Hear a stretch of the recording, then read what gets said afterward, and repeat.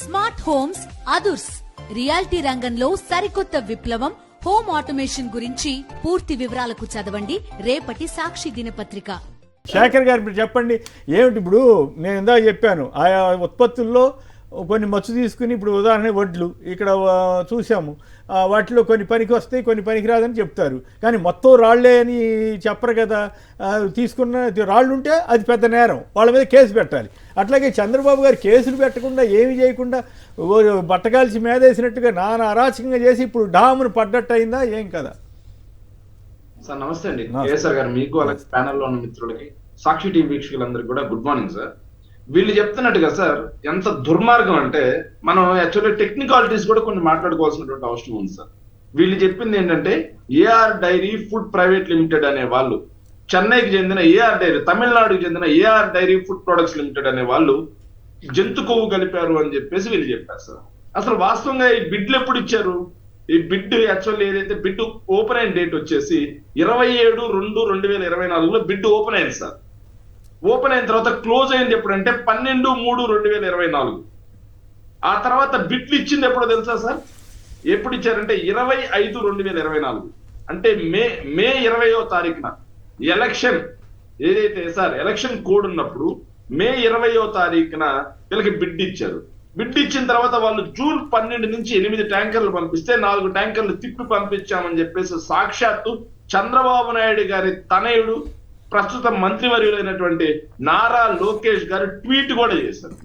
దీనికి చంద్రబాబు నాయుడు గారు సమాధానం చెప్పగలరా?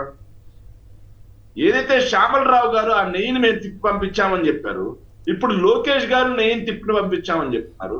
ఆ నెయ్యిని వాడేశామని చెప్పేసి నిస్సిగ్గుగా అబద్ధాలు చెప్పినటువంటి ముఖ్యమంత్రి చంద్రబాబు నాయుడు గారు ఇప్పుడు వెంకన్న స్వామి భక్తులకి, తిరుమల తిరుపతి వెంకటేశ్వర స్వామి భక్తులకి, వాళ్ళ అనుమానాలకి సమాధానం ఏమని చెప్తారు చంద్రబాబు నాయుడు గారు అని చెప్పి మీ సాక్షి టీవీ ద్వారా వాళ్ళని మేము అడుగుతున్నాం సార్. ఇంకోటి సార్, అంటే ఇక్కడ మాట చెప్పాలి శేఖర్ గారు, మీరు కానీ జగన్ కానీ వీళ్ళంతా సంస్కారవంతంగా దాని ఇష్యూ కానీ డీల్ చేస్తున్నారు కాబట్టి, అదే చంద్రబాబు గారు ఉన్నట్టయితే చంద్రబాబు గారు మీ ప్లేస్లో ఉండి ఆయన జగన్ గారు అధికారంలో ఉండి బడి జగన్ గారిని రిజైన్ చేయాలని డిమాండ్ చేసి ఉండేవాళ్ళు, నానా గందరగోళం చేసి ఉండేవాళ్ళు. కానీ విచిత్రంగా టీటీడీ పరువు కాపాడాలేమో మీరంతా, ఆయన గవర్నమెంట్లో జరిగిన దాన్ని టీటీడీ పరువు తీయటానికి ఎక్కడ వెనకాడకుండా చంద్రబాబు గారు. చాలా విచిత్రంగా ఉంది. మీ డిఫెన్స్ ఆడాల్సిన చంద్రబాబు గారు ఏమో అఫెన్స్ ఆడుతున్నాడు, అఫెన్స్ ఆడితే ఎక్కడ టీటీడీకి నష్టం అని మీరంతా డిఫెన్స్ ఆడారు ఇంతకాలం. ఇప్పుడు అసలు విషయాలు బయటకు వచ్చిన తర్వాత మీరంతా కూడా అయినప్పుడు కూడా మీరు ఎవరు రిజైన్ చేయమని ఇంకోటి డిమాండ్ చేయట్లా. అదే చంద్రబాబు గారు అయితే ఈ పాటికి నానా యాగి చేసి ఉండేవారా కాదా? సార్ కేఎస్ఆర్ గారు, మేము అదే అడుగుతున్నాం సార్. మాకు రాజకీయాల కంటే తిరుమల తిరుపతి వెంకటేశ్వర స్వామి ప్రతిష్ట ముఖ్యం. మాకు రాజకీయాల కంటే తిరుమల తిరుపతి వెంకటేశ్వర స్వామి యొక్క పవిత్రత ముఖ్యం. మాకు రాజకీయాల కంటే తిరుమల తిరుపతి వెంకటేశ్వర స్వామి యొక్క మహాయోగం ముఖ్యం సార్. మాకు వీళ్ళు ఇంకా దరిద్రం ఏంటంటే సార్, ఇక్కడ వాళ్ళు చేయాల్సింది విచారణ లేకపోతే దీక్షల. జనం నవ్వుకుంటున్నారు సార్. నేను యాక్చువల్లీ ఈ రోజు బెంగళూరులో ఉన్నాను సార్. బెంగళూరులో నిన్న మా కొంతమంది సర్కిల్ ఏదైతే కర్ణాటకకు సంబంధించిన వాళ్ళు ఏం చెబుతున్నారంటే, నిన్న మధ్యాహ్నం వాళ్ళతో లంచ్ లో కూర్చొని, అరే గవర్నమెంట్ చేయాల్సింది దీక్షలా లేకపోతే దానికి సంబంధించి ఎంక్వైరీనా?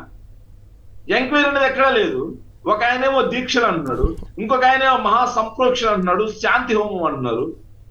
ఇది అసలు గవర్నమెంటా లేకపోతే ఏంది అనేది ప్రజలందరికీ కూడా అనుమానాలు వస్తున్నాయి సార్.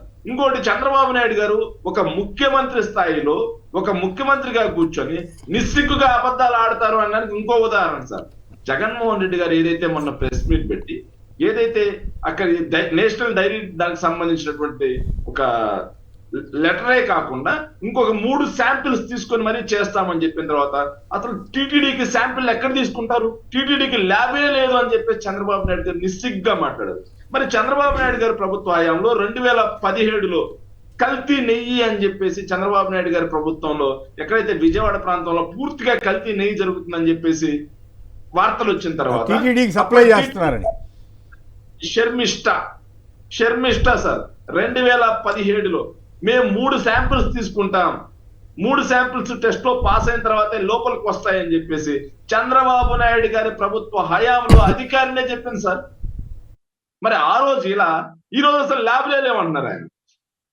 అంటే ఇలాంటి రాజకీయ నాయకుడిని రాజకీయంగా ఉంచాలా లేకపోతే బహిరంగంగా సార్ దీన్ని ఎవరు ఏమనుకున్నా సరే తిరుమల తిరుపతి వెంకటేశ్వర స్వామి ప్రసాదాల మీద అనుమానాలు రేకొట్టి హిందూ సమాజం మొత్తం మనసును చెడగొట్టినటువంటి ఇలాంటి రాజకీయ నాయకుడిని సిబిఐ కాదు సార్, ఏదైతే బాలా గారు చెప్పినట్టు కూడా కాదు, అంతకుమించి సిట్టింగ్ జడ్జి ఆధ్వర్యంలో దాన్ని నిగ్గు తేల్చి ఎవరు తప్పు చేస్తుంటే వాళ్ళని బహిరంగంగా ఉరి తీయాలని చెప్పి మేము ఈ సందర్భంగా కోరుకుంటున్నాం సార్. మేము తప్పు చేసి ఉంటే వైఎస్ఆర్ కాంగ్రెస్ పార్టీ ప్రభుత్వ హయాంలో తప్పు చేసి ఉంటే బాధ్యులు ఎవరైతే ఉన్నారో వాళ్ళని బహిరంగంగా ఉరి తీయండి. లేకపోతే చంద్రబాబు నాయుడు గారే తప్పుడు మాటలు మాట్లాడంటే ఆయన బహిరంగంగా ఉరి తీయండి. అంతేగాని రాజకీయాల కోసం ఉరిదాకా వద్దులే కానీ పాడుకునేది ఎంత దరిద్రమా. ఏమైపు ఇంకోటి సార్ ఏం చేశారు సార్ వెంకటేశ్వర స్వామి వారికి చంద్రబాబు నాయుడు గారు నేను తిరుమల పవిత్రతను కాపాడుతా అన్నారు. ఏం చేశారు సార్? ఎస్పీబీసీ ఛానల్ పెడితే అసెంబ్లీ సాక్షిగా అవసరమా 40 కోట్లని మాట్లాడింది ఎవరు సార్? తిరుమల వెంకటేశ్వర స్వామికి 2 కొండలే ఉన్నాయని చెప్పేసి జయచంద్ర నాయుడు చేత పిల్లేయించింది ఎవరు సార్ హైకోర్టులో? తిరుమల వెంకటేశ్వర స్వామికి 7 కొండలు వచ్చేలా చట్టం తీసుకొచ్చింది రాజశేఖర రెడ్డి గారు సార్. చంద్రబాబు నాయుడు గారు దానికన్నా ముందు 9 ఏళ్ళు ముఖ్యమంత్రిగా ఉన్నారు, తీసుకొచ్చారా? దళిత గోవిందం తీసుకొచ్చింది ఎవరు సార్? కళ్యాణమస్తు తీసుకొచ్చింది ఎవరు సార్? వాడలా వెంకటేశ్వర స్వామికి సంబంధించినటువంటి కళ్యాణాలు జరిగే విధంగా కళ్యాణోత్సవం తీసుకొచ్చింది ఎవరు సార్? తిరుమల లడ్డూకి సార్ వీళ్ళు మాట్లాడుతున్నారు, తిరుమల లడ్డూకి ఏ పేటెంట్ తీసుకొచ్చింది కూడా రాజశేఖర రెడ్డి గారి హయాంలోనే సార్, చంద్రబాబు నాయుడు గారి హయాంలో కాదు సార్.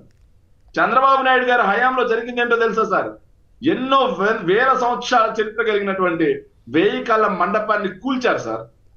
చంద్రబాబు నాయుడు గారి హయాంలో జరిగింది ఏంటో తెలుసు సార్ హిందూ సమాజానికి? విజయవాడలో పుష్కరాల పేరుతో 100ల సంవత్సరాలు కలిగినటువంటి గుళ్ళెన్నో కూల్చారు సార్. అలాగే చంద్రబాబు గారి ప్రభుత్వ హయాంలో పుష్కరాల పేరుతో 10ల సంఖ్యలో జనాన్ని చంపారు సార్. ఇది సార్ చంద్రబాబు నాయుడు గారు హిందూ సమాజానికి చేసింది.